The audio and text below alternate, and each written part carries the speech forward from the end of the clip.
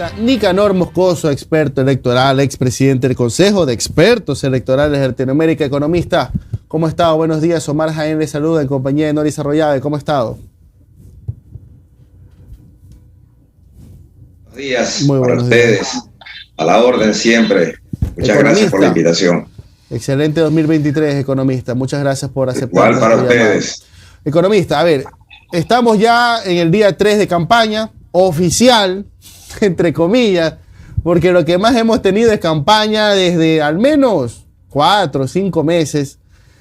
Ahora ya lo vemos de manera más frontal, pero antes de arrancar con lo que estamos en estos instantes, ¿cómo vio la precampaña? Netamente desde el punto de vista del experto electoral, del que fue en su momento funcionario de organismo electoral, el tema de las vallas, el tema de las dádivas, el tema de las caravanas anticipadas, ¿cómo lo vio?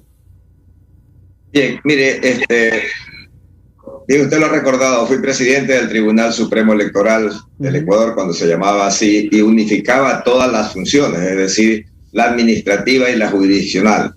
Asimismo soy actualmente, usted ya me está quitando el cargo, dice ex presidente del Consejo de Expertos Electorales de Latinoamérica, sigo siendo, y seguimos participando activamente en todos los países de América Latina en sus elecciones. Ya llevamos alrededor de 140 elecciones, yo he asistido aproximadamente a 130. Miren, por la experiencia vivida, es lamentable que se siga insistiendo y no se haya hecho cambios en la legislación nuestra. Primero, una campaña de un mes y en esta ocasión como de 28 días es muy corta, es demasiado corta para una campaña electoral donde se eligen además muchos candidatos. Estamos ahora en una elección municipal, de gobiernos provinciales, de parroquiales, incluso de Consejo de Participación Ciudadana. Por ahí también incluso hay un referéndum. Entonces, con todo esto, un mes de campaña pues es muy corto. Aparte de que la cantidad de partidos políticos y movimientos que tenemos no tienen una actividad constante como organizaciones políticas. Se activan solamente cuando ya tienen designados los candidatos. ¿Por qué? Porque los partidos políticos no tienen cuadros y eligen los candidatos ya en la época en que el Consejo Nacional Electoral en su calendario indica que se deben elegir, y esto es, por ejemplo, por alrededor del mes de agosto y septiembre, que las organizaciones políticas hacen sus primarias, llamadas también entre comillas primarias, y lo que hacen es elegir en ese momento a los candidatos. Y en ese momento, cuando hay candidatos, es que se activan los partidos políticos y los movimientos, y en ese momento tienen que hacerse conocer, porque antes no han estado presentes como candidatos y nadie está en los partidos con una candidatura segura. Ya haciendo una evaluación, un examen, una evaluación de lo que fue esta etapa previa al arranque oficial de campaña, ¿cómo lo vio y qué omisiones pudo detectar?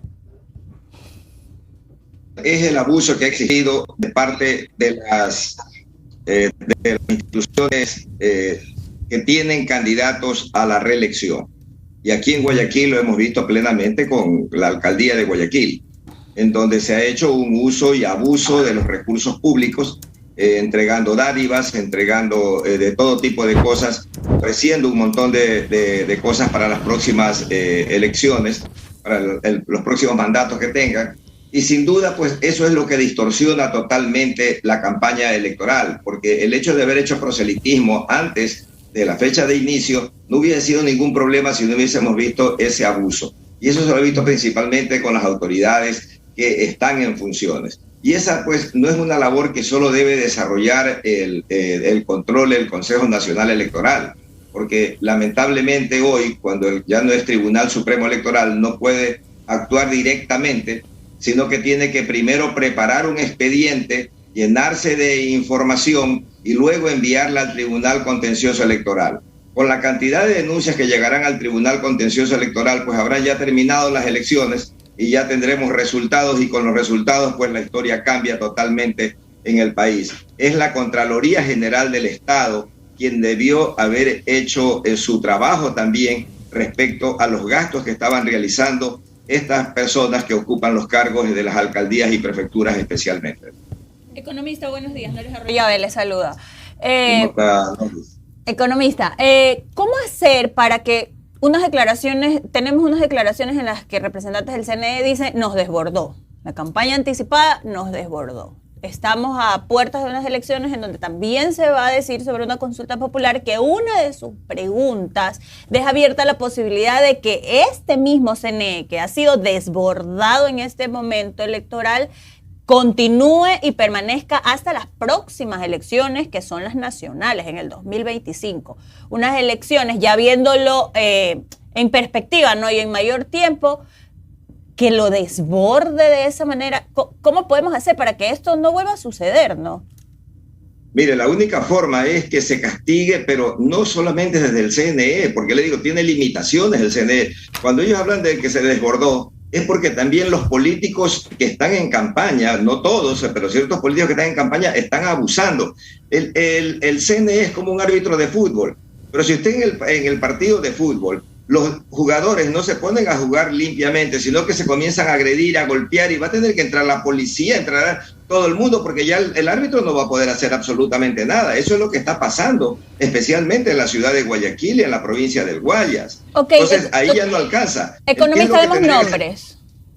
Mire, bueno, la candidata es la candidata Cynthia Viteri, la candidata González, han hecho uso y abuso todos estos meses. La Contraloría bien podía ver de dónde salían los tanques de gas, que dice que los regala el municipio de Guayaquil, que los regala, que regala los pollos, que regala alimentos, que regala todo tipo de cosas.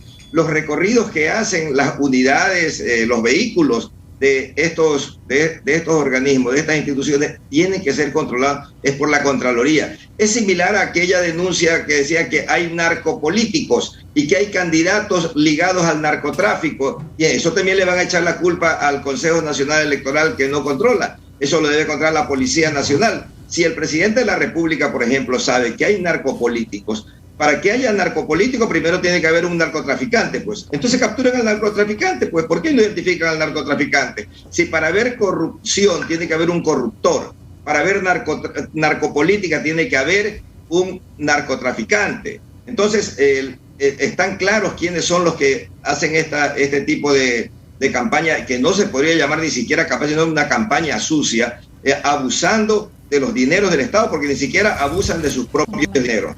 Economista, hemos tenido una campaña anticipada que, como usted bien menciona, ha sido grotesca de alguna u otra forma y sin guardar ninguna forma, valga la redundancia. El día de las elecciones, ¿cómo nos podemos asegurar los ecuatorianos que el CNE no va a ser desbordado incluso el día de las elecciones, y que se van a llevar unas elecciones con un control electoral, cuidando el voto de los ecuatorianos, y que no pase lo que normalmente se dice a veces, que es terrible, y los candidatos dicen aquí hay dos elecciones, en la que se juega el día, la que la gente va a votar, y luego en el conteo? ¿Cómo hacer para que este CNE no sea desbordado una vez más el día de las elecciones?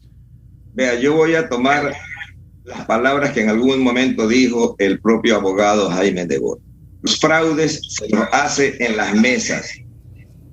Yo siempre he dicho, si usted no cuida la mesa donde se cuentan los votos y se elabora el acta, después no se queje, porque ahí es donde se produce el fraude. No podemos echarle la culpa a los 5 miembros del CNE en contar los votos de las mesas, donde habrán cerca de 40.000 mesas en todo el país. En el caso de la ciudad de Guayaquil son alrededor de 7 u 8.000 mesas, en donde los candidatos deben poner sus delegados, deben ver cómo se cuentan los votos, deben ver cómo se elabora el acta y tener una copia del acta.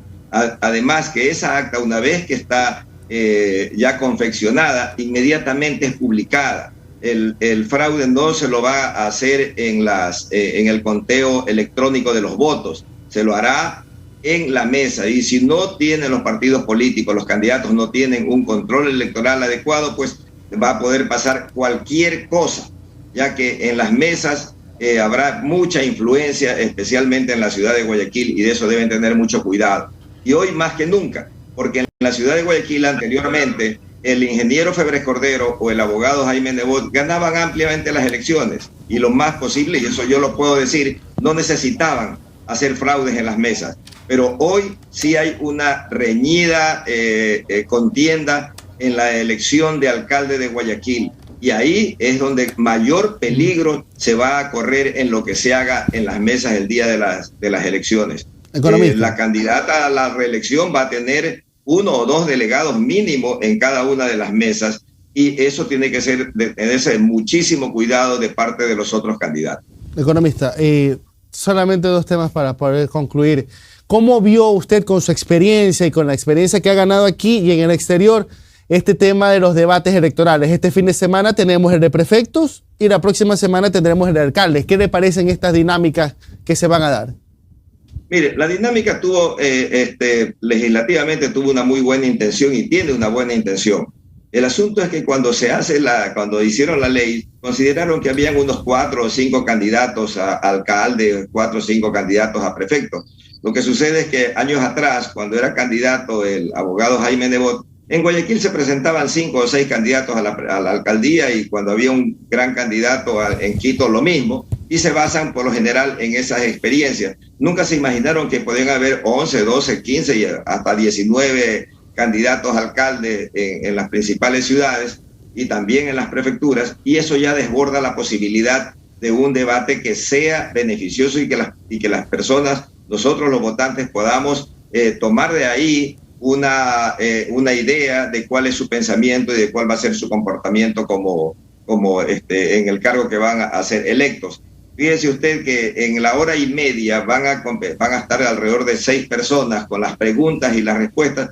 Cada uno de los candidatos a prefectos y alcaldes no van a poder exponer más allá de 10 o 12 minutos sus ideas.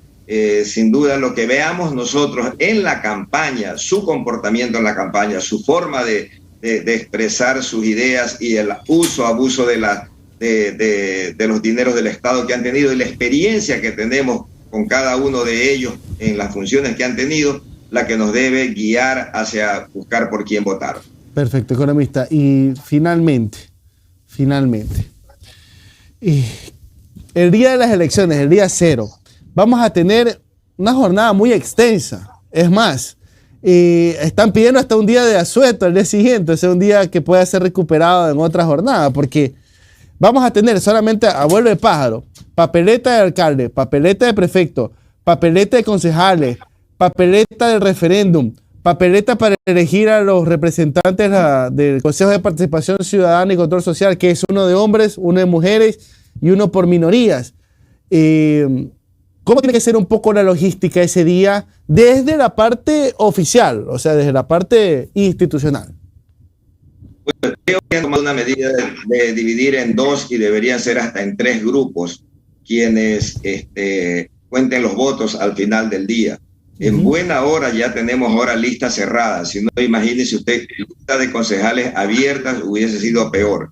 Yo creo que deberían hacer por lo menos 3 grupos. Está bien que tengan ahora ya 6 miembros de mesa. Mire, en otros países donde todos los partidos, y tampoco son muchos porque tienen mayor fortaleza, y los que compiten son 3 o 4 partidos, tienen sus delegados en las mesas, y los propios delegados ayudan incluso al conteo, porque están todos cuidando los votos y están todos cuidando que el acta se haga en forma adecuada. Entonces, esta situación en cambio en nuestro país, esta situación va a empeorar porque va a haber descuido de parte de quienes cuidan, de quienes suman los votos. O sea, por ejemplo, usted va a ver ahí que algunos, el presidente de mesa y alguien más van a decir: yo cuento los de alcaldes y de prefectos, porque es donde quieren tener control. Y después descuidan totalmente algo que es muy importante ahora, el referéndum. El referéndum es muy importante, y lo que se quiere hacer a través de esa consulta, que para mi forma de ver es un engaño que se le quiere hacer a los ecuatorianos, eso hay que cuidarlo también. Entonces son los partidos políticos quienes tienen que, así como se han desbordado o se pueden desbordar o tienen que hacer campaña, en tener sus delegados en las mesas de votación.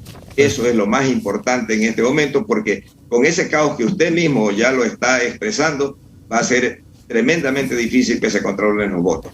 Perfecto. Hemos tenido al economista Nicanor Moscoso, presidente del Consejo de Expertos Electorales. Economista, muchísimas gracias por atender nuestro llamado. Muchísimas gracias a usted y siempre a la orden. Tenga un excelente día. Gracias.